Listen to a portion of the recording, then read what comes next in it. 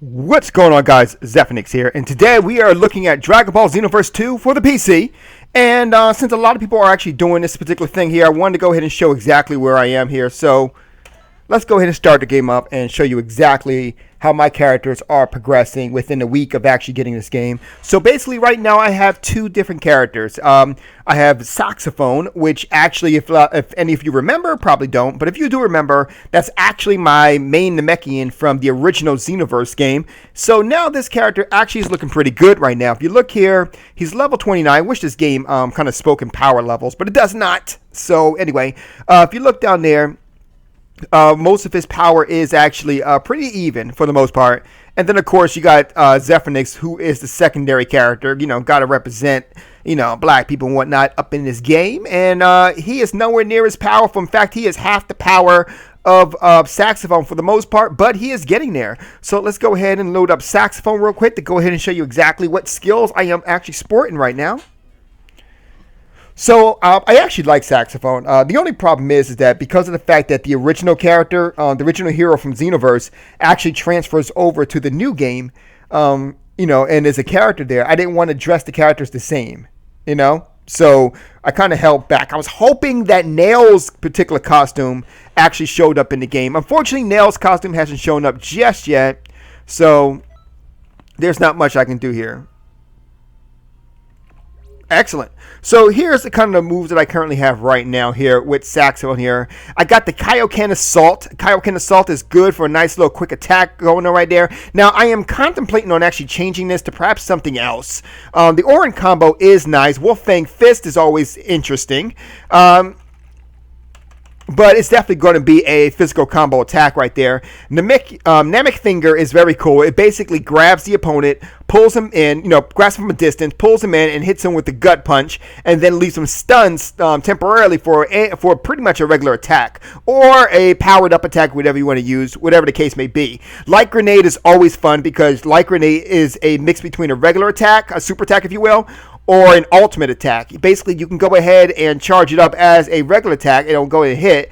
And then at the same time, it'll do like the effects of an alternate attack if you go ahead and charge it up. So a regular move for Light Grenade would just go ahead and hit him with quick damage. And then, of course, you have, if you keep hitting the button, it'll go ahead and do an ultimate attack kind of knockback going on there. You also have Maximum Charge, which basically charges him as fast as possible, his ki that is. You also have Final Flash. Now, I want to change Final Flash to something else. Unfortunately, I don't really have anything yet I want to charge it to. Now, I don't change it to, rather. I don't want to use Special Beam Cannon.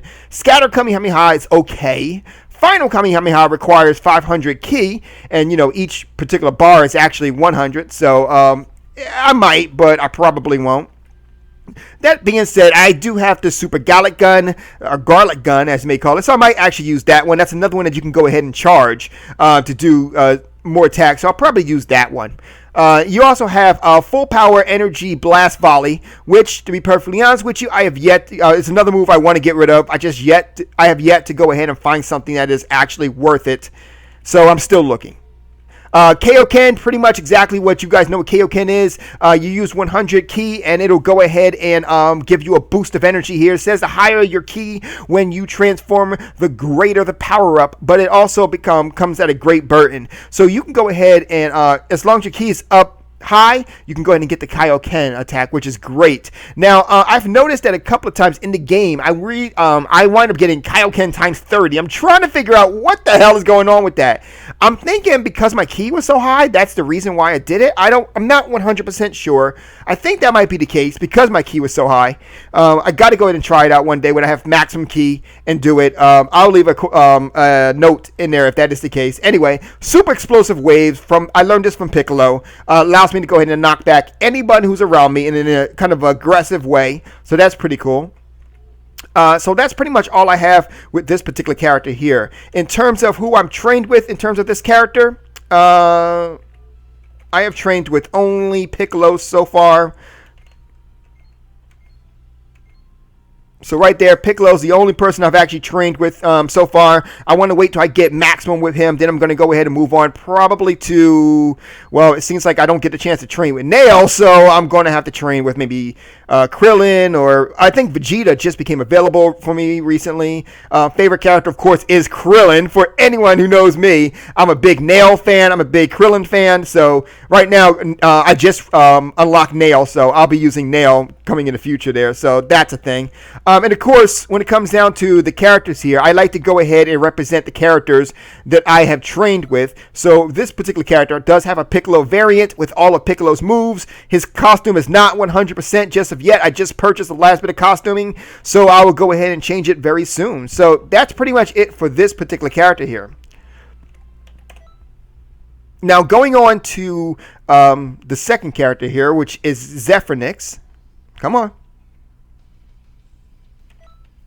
Now, Zephyrnix is a character that I've been playing with for just a little bit of time, and he's been actually pretty damn fun to go ahead and play with. The one thing about the Namekians is that they go ahead and kind of heal once their life energy gets to about 30%. Anything lower than 30%, and then they start to slowly do like a trickle heal. It's the same thing with this particular character, except for he doesn't heal. He actually heals his ki. So his ki is constantly going up. So I went ahead and used that to my advantage, because another thing with this character is that even though his ki is constantly going up, that's without attacking anything like that. If I'm attacking, it goes up even faster. But the one thing is that if I have maximum ki, then I get a boost in terms of energy. So I actually use that to my advantage here. So just kind of looking at my attributes here.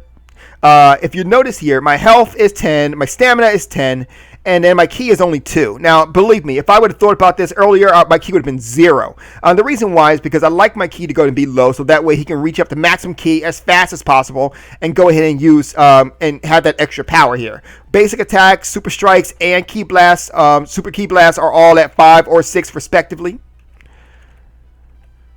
In terms of skills, I have Destructo Disc, which I do plan to change, but I don't want to change it to the Kamehameha. Everyone has the Kamehameha, I'm pretty sure, and yeah.